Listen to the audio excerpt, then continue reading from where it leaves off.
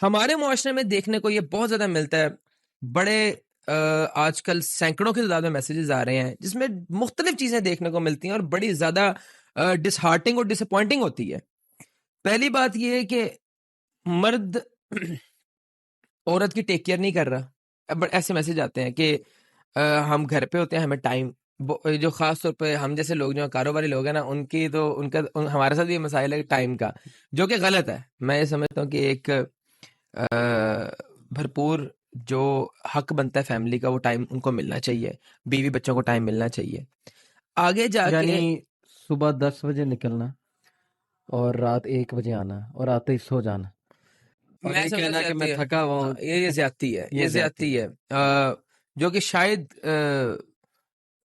ना दानिस्ता तौर पे शायद हमसे भी कभी हो जाती हो, लेकिन इसमें अपनी इस्लाह करनी चाहिए। और मैं ये यहाँ पे कोई लीडर नहीं हूँ या यहाँ पे कोई आलिम नहीं हूँ जो कि लोगों के नुक्स बता रहा है। मैं कहता हूँ मैं खुद इस चीज के अंदर मुलविस हूँ कि यार कभी कभी हम भी लेट हो जाते हैं, जाहिर है हो जाता नहीं है। टाइम दे सकते, तो हमें अपनी इस्लाह करनी चाहिए, इस्लाह करनी मुझ समेत सबको इस्लाह करनी चाहिए। दूसरी कुछ इस तरह की बातें सुनने को मिलती हैं कि लड़की का ख्याल नहीं रखा जा रहा, लड़की को उसके घर के अंदर हकीर समझा जा रहा है, लड़की की खुराक का ध्यान नहीं रखा जा रहा, लड़की के लिबास का ध्यान नहीं रखा जा रहा, लड़की की रिक्वायरमेंट्स पूरी नहीं की जा रही। लड़की का तमाम तर जिम्मेदारी खुराक से, अगर लड़की वीक है, उसकी खुराक पूरी नहीं हो रही या उसका लिबास ठीक नहीं, उसकी जिम्मेदारी मर्द पे आयद होती है, उसके शोहर पे आयद होती है और किसी पे नहीं आयद होती। और जिम्मेदारी से भी पहले ये सोचना कि उसकी हेल्थ क्यों वीक हो रही है, यानी हस्बैंड हो ना आप। मेरे पास जितने भी शेख केसेस आए, just to add to what you just said, कि खवातीन को शिकायत ही होती है और दुख ही होता है कि यार मुझे क्यों कहना पड़ रहा है। क्या इनको खुद नजर नहीं आ रहा कि अगर मेरा मोटापा हो रहा है या मिसाल के तौर पे कमजोर बहुत हो रही हैं उनकी वाइफ। मैं यही कह रहा हूँ, किसी भी रिलेशनशिप की जो बेस होती है, खास तौर पे अजवाजी जिंदगी की जो बेस है, वो एहसास है। एहसास है।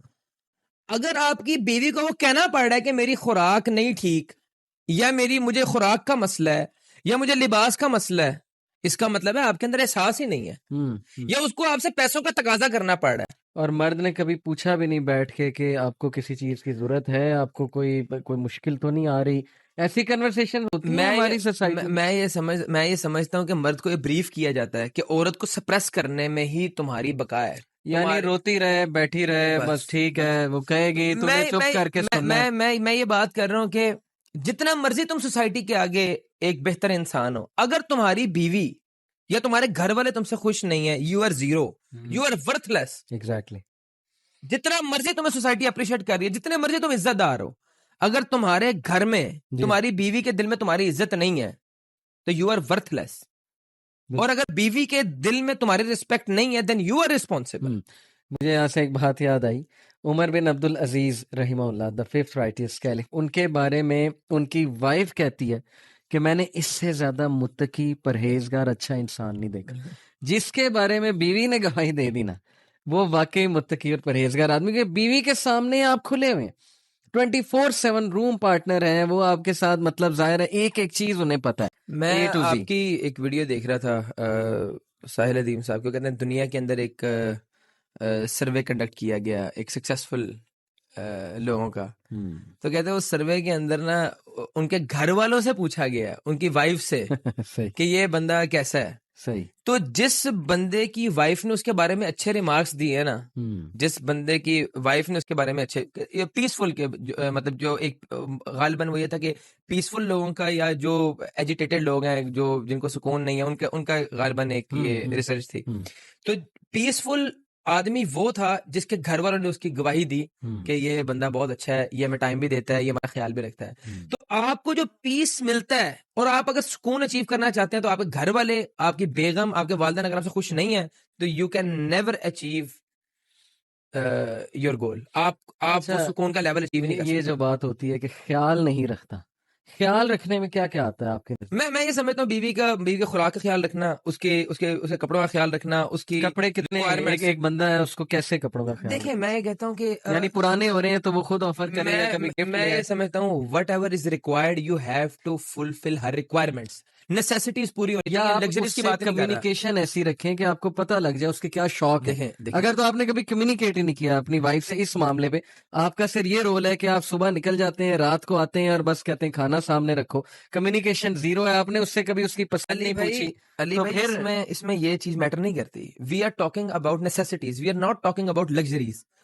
नेसेसिटीज पूरी होनी चाहिए, नेसेसिटीज का ख्याल रखना आपकी जिम्मेदारी है। अगर बीवी के पास खाने को चीज नहीं मौजूद, या उसको कहना पड़ रहा है, या उसको आपको रिक्वेस्ट करनी पड़ रही है, या उसको आपका खौफ है कि मैं अपने मियाँ से कहूंगा, वो मेरी मियाँ से कहूंगी तो वो मुझे बोलेगा या मारेगा या पीटेगा या ताने देगा, तो ये आपकी सबसे बड़ी नाकामी है। नहीं, लेकिन यहाँ मर्द काउंटर आर्गुमेंट करेंगे कि नेसेसिटी रिलेटिव टर्म है। What is a necessity? Define necessity. किसी को कोई कहती है कि मुझे 10 कपड़े चाहिए मंथ के, उसकी नेसेसिटी है, तो हाउ टू डिफाइन नेसेसिटी? अभी मैं ये समझता हूँ कि नेसेसिटी वो है कि if she has enough clothes to wear या नहीं। ये मतलब अगर उसको उसके पास इतने कपड़े मौजूद हैं कि वो उसका गुजारा हो रहा है, देन इट्स ओके। एक पैरामीटर तो सेट है, एक पैरामीटर तो सेट है हर बंदे का कि मेरे पास कोई 10-12 जोड़े मौजूद हैं, ठीक है। अबव दैट ये लग्जरी है। सही। तो मैं ये कहता हूँ नेसेसिटी हर बंदे की डिफरेंट है। अच्छा, इसमें मैं भी एक बात ऐड करता हूँ। जैसे मैं आप माशाल्लाह दोस्त हैं, आपको मेरा कुछ थोड़ा बहुत पता लग गया होगा इस टाइम में, मुझे आपका पता लग गया आपकी क्या पसंद है क्या ना पसंद है। क्यों? क्योंकि हमारी कन्वर्सेशन स्ट्रांग है, हम आपस में हंसी मजाक भी करते हैं। अब मैं जब आपको गिफ्ट दूंगा, मुझे पता है सुबैल भाई को किस किस्म का गिफ्ट पसंद है, क्या पसंद है और कब देना है। तो आई थिंक यहाँ पे मर्दों की वीकनेस ये आती है कि उन्होंने कभी जानने की कोशिश नहीं की कि उसकी जिंदगी में चल क्या रहा है, मेरी वाइफ की जिंदगी में। जानने की कोशिश नहीं की से ये मैं डिसएग्री करता हूँ इस पॉइंट से।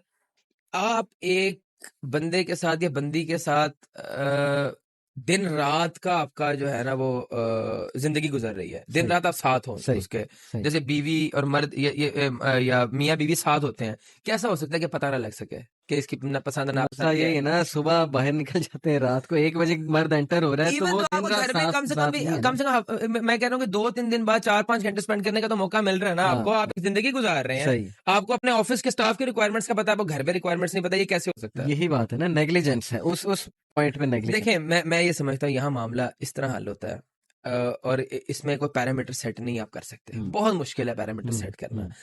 वो बहस बराए बहस है कि वो लड़की को बंदा ये कि तुम्हारे पास है तो सही 15 जोड़े हैं, वो कहे नहीं है, ईद पे नया जोड़ा है जो है मेरे पास नहीं है, नहीं तुम्हारे पास पुराने तो है नहीं। ये बहस ही नहीं है हमारी।